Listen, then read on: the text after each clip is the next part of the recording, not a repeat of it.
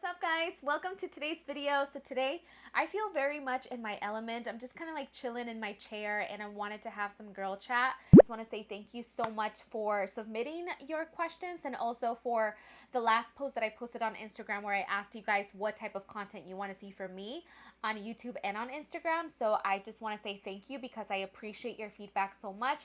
You guys are my audience. You guys are the ones that I want to contribute positive, uplifting, life-changing content, and for that I have to be completely authentically me.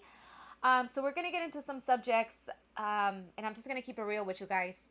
However, there is more realness that I could just exude to you guys at this point, especially around spirituality, but I'm not ready to talk about certain things just yet, because when I mention something on Instagram, I get a lot of backlash from people who are of a certain religion. I was having a talk with my mom because, you know, I study spirituality, women's spirituality. I study that profoundly, and I also study nature-based spirituality, and I find myself very connected to nature in a way that I've never felt so connected in a church, you know? So that's where I feel the most connected with God and with my own essence as well, and my creativity. Everything just flourishes within me, and I feel so in alignment with my life's path whenever I am fully immersed for several days in nature. Even just one day if I'm feeling off balance and I just go to nature, my mom's house, which is just by the ocean, and just, you know, it's filled with nature all around. So there's so many things that I wish that I could talk about in this channel, but I feel like this channel is just, maybe the space is not ready, or this is not the right platform to do so, because I'm not here to change people's beliefs, but at the same time, people don't accept what I believe in either. You know, they give me a lot of backlash, and I'm not ready for that just yet, you know? So I talked to my mom, and she's like, you know, religion is usually something that you don't discuss publicly, and I'm not here to debate people on what we believe, and I don't want to change people in what they believe because I don't like it when it's done to me. So that's something that I would never do to anybody, but I would just hope that people would have the same kind of grace when I express the way that I see the world. But maybe we'll have a more intimate circle where we can have, you know, these kind of conversations, or I know that if we meet in person, we would be able to have deeper conversations around spirituality, because we're connected, you know, you and me, we're connected in a different way when we meet each other, as opposed to maybe a random person who just stumbles across my YouTube channel and is just like close-minded, and they just want to spew their own projections and do it in such a condescending way. Condescending is the word that comes to mind, because these people come off as like they're better than you know, like they have a bigger and better connection to God than you and I, because we don't follow tradition, and because we don't follow and conform to the norm of what most of society does. But at the same time, there's a lot of us out there. There's so many of us out there, because there's already a whole community of people out there. But anyways, I just wanted to preface that, because I know a lot of people have been wanting to talk, for me to talk more about spirituality, and I just wanted to say that because I don't feel ready just yet. I really don't feel ready to dive that deep publicly just yet. And that's why my mom says, she's like, just keep studying, talk to me about it, talk to the people that you really feel connected with, and then when the time is right, or when the world is ready, they will accept your message a lot more. Question number 1, this one comes from Lucky Yesenia. She said, how does your husband feel about your new journey, and is he going through it with you? So he's very supportive. You know, I have been someone who, for the longest time, I've been into crystals and meditation and chakras and the law of attraction, and all that type of energy to me coincides with God's energy, and for me, Jesus also, you know? So that's like something people will not understand. It's like, how do you love Jesus, but yet you love to meditate and do chakras and do these poses and do chants and mantras and ohms and all of that stuff, right? So That's why it's like nobody really has to understand your journey, because my connection is not traditional by any means. And I was born into this world as a person who doesn't like tradition at all. I really don't like tradition, even though I followed some traditions like marriage and this and the fourth. As a 33-year-old woman, if my husband and I met for the first time now, I don't think we would get married by church, to be honest with you. I think for us, yeah, I don't think in today's day and age, I personally would choose marriage through a church, through like a legal system and documents and lawyers and everything involved. You know what I mean? For me, that's just the way that I see it. And I know not everybody sees it this way. No disrespect to anybody who does, because I truly honor and respect everybody else and what they decide to do as well, you know? Since the very beginning, since I've always been into this, and especially when I first started out my spiritual journey, which was probably like 10 years ago. It's been a very long time. When I first started out, I was really young, you know, but he's always supported me. He's never looked at me weird. He's never, you know, like questioned what I'm believing, or the rituals and practices that I do, and my ceremonies that I do in my personal private space. He never questions it. He never makes fun of it. He's very supportive. As a matter of fact, he encourages me to have that personal space for myself, because he sees how fulfilling it is for me to have rituals and my cacao ceremonies, which is a whole situation that I do. It's not just drinking the cacao. It's a whole ceremony that I perform, and I've done also for my mom and my sister. And one day, ladies, when I get my rancho by the ocean, by the sea, we're gonna have our women's circles, and we're gonna have these beautiful cacao ceremonies that your girl me, I am gonna lead for you guys. Okay, so that's in the future. So he's always been very, very supportive, never questions it at all, never. So he's very open-minded in that way, and he doesn't believe what I believe, if I have to just put that out there. I have a connection with Mother Nature, a very strong connection. And so much so that I actually do consider myself a green witch. I said it. I'm coming out. I said it. Yeah, that I consider myself a green witch. And I feel like the word witch has had such a negative connotation because of Hollywood and because of the Bible also. In my personal opinion, you know, you're viewed as, if you say that you're a witch, you're viewed as someone who works with the devil, which is totally not true. But that's a whole different conversation. But even though I do identify as one, my husband does not have an issue with it, and he's fully supportive. And my children are too. My children, my mom knows that. I even tell my mom, Mom, you're a green witch too, because her house is like full of plants and super connected. And someone cuts a tree down, we'll feel pain, we'll be super sad and depressed like a person died. You know, something that's so interesting to me is that I see my husband evolve into tapping into his feminine side so much more, especially being a Mexican man. You don't ever really have the space. Let's talk about it. Mexican men, rarely do they ever have the space or the opportunity to be vulnerable, because that's now how Mexican men are typically brought up.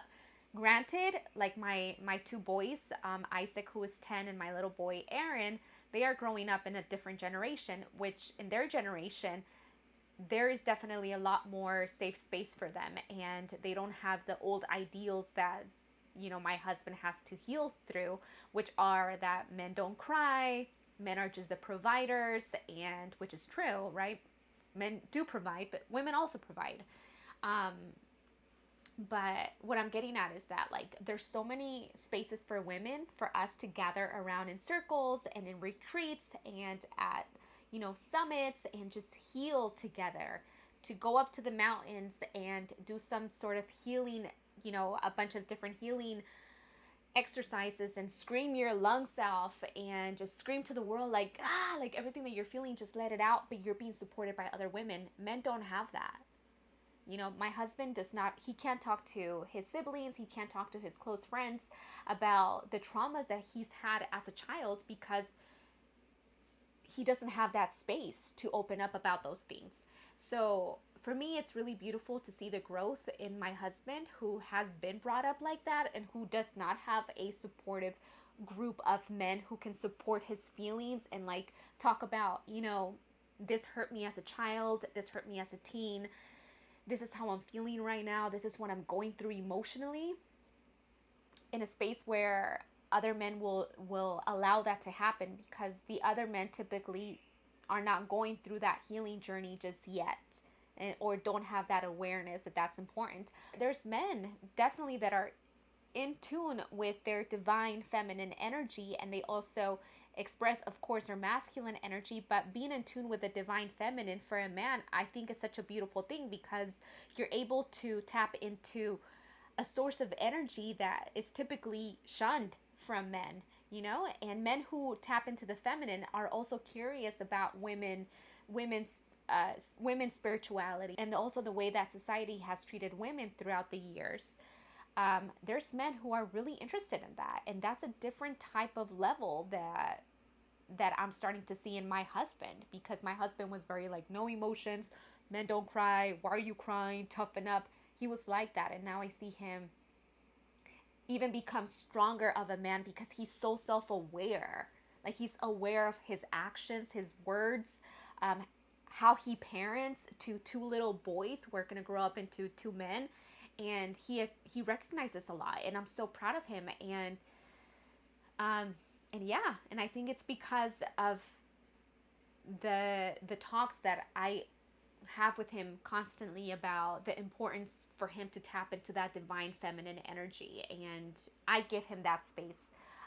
When I see him kind of like off a little bit with his feelings and emotions, I like to create that space for him so we can talk, and that he's safe to cry if he needs to cry. And that's really important. So I think that's a beautiful thing when it comes to a relationship, is having like a balance of two people who are just supporting each other in personal growth.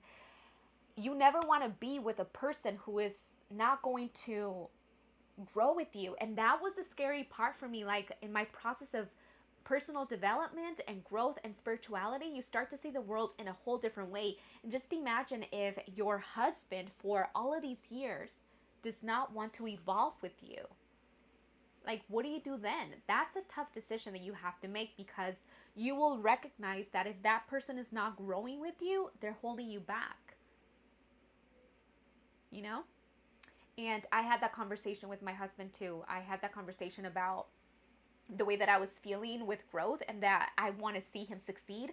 And I want to see him really invest a lot of time in himself as well, because he's always been so dedicated to me and Isaac and Aaron. Like, we are his world, and he gave up so much for just to take care of us, like to support me in my career, to take care of Aaron and Isaac. And he's always just such a hands-on type of dad. I want to see him grow. I want to see my husband like really tap into what he was born to do also.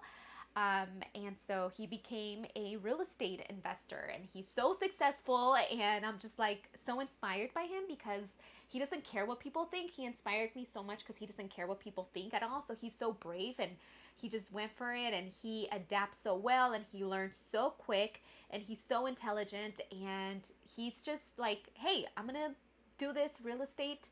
And now that I see him being an actual real estate investor, it's really beautiful to just to see him flourish and to see him be successful in his own right.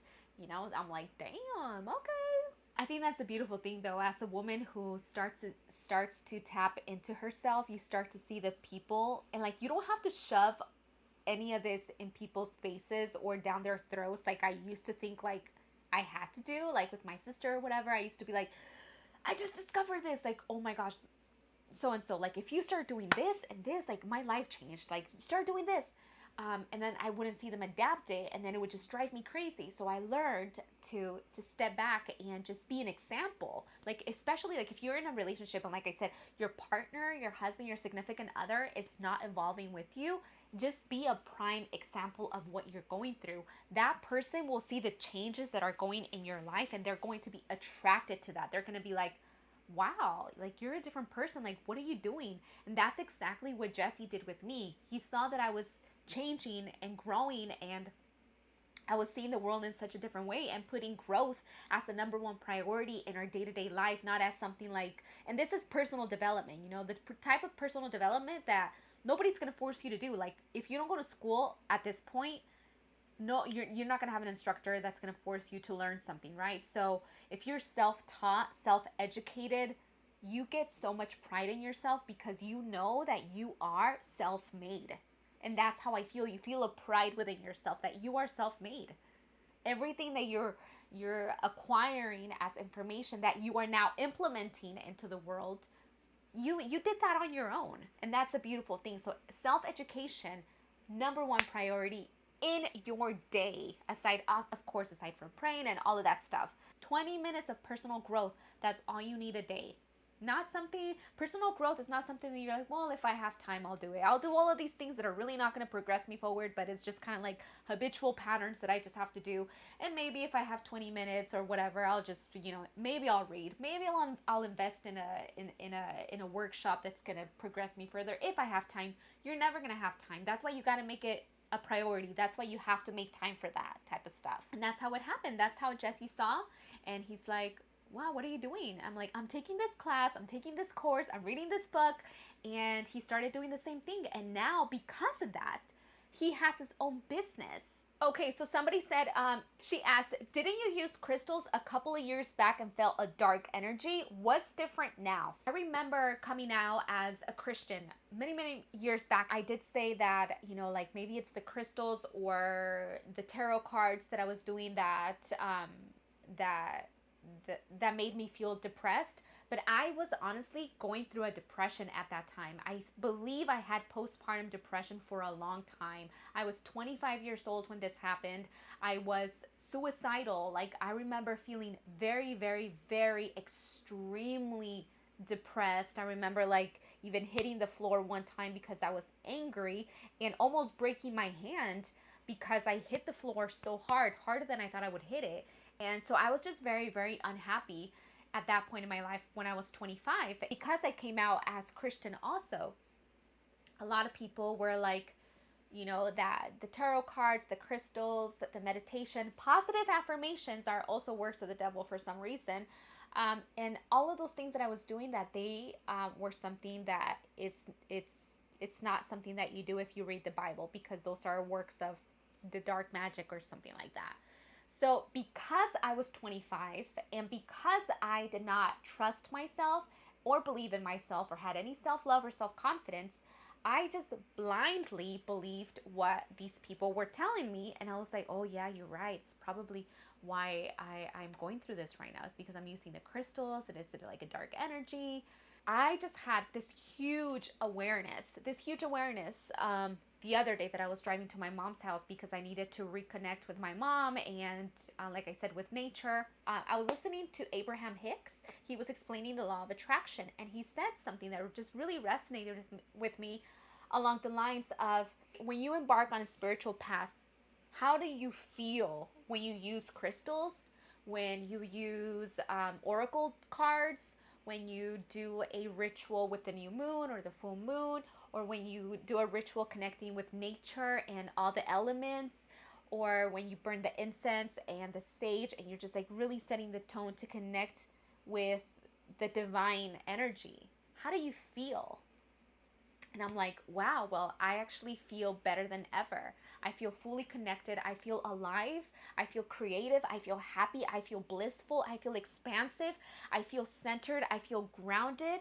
I feel compassionate. I don't feel fearful. All of these things I feel when I do those things. Okay? When people of certain religions, if they see what I do, they're going to say that this is works of dark magic or whatever. Now you have to look at it as, what are people saying and how do you feel? How do you feel when you do something? When you find something in your spiritual practice that truly deeply connects you with God, with however you choose to call that divine, beautiful energy, how do you feel? That's important. Not what other people are saying because of what they believe. That's not important. So that's something that you have to keep in mind, so you don't let the fear and the projections of other people ruin your intimacy with God. That's what matters. And you don't have to go around telling anybody. And the reason that I'm saying it here today, I really don't want to say this, and a lot of the stuff that I'm saying today, but I'm saying it because I know there's so many people out there who are going through the same experience, and I want you to know that you are not alone. I felt alone for a long time, and I actually do feel alone in my circle for the most part, aside from like my mom and my husband, and my sister Wendy, because not everybody is going to understand what you're going through, and we don't have to make them understand either, and it's not something that you have to prove to people. But again, there's certain aspects of spirituality that I do want to talk, but I just don't want to. I just don't want to have a debate because I don't want to debate people. That's the thing. Like, I know a lot of people like debating, but I'm not going to debate anybody because I'm not here to change people's minds. I respect it. You believe it. I respect it. I just ask that people do the same for other people when they're choosing to believe differently. You know?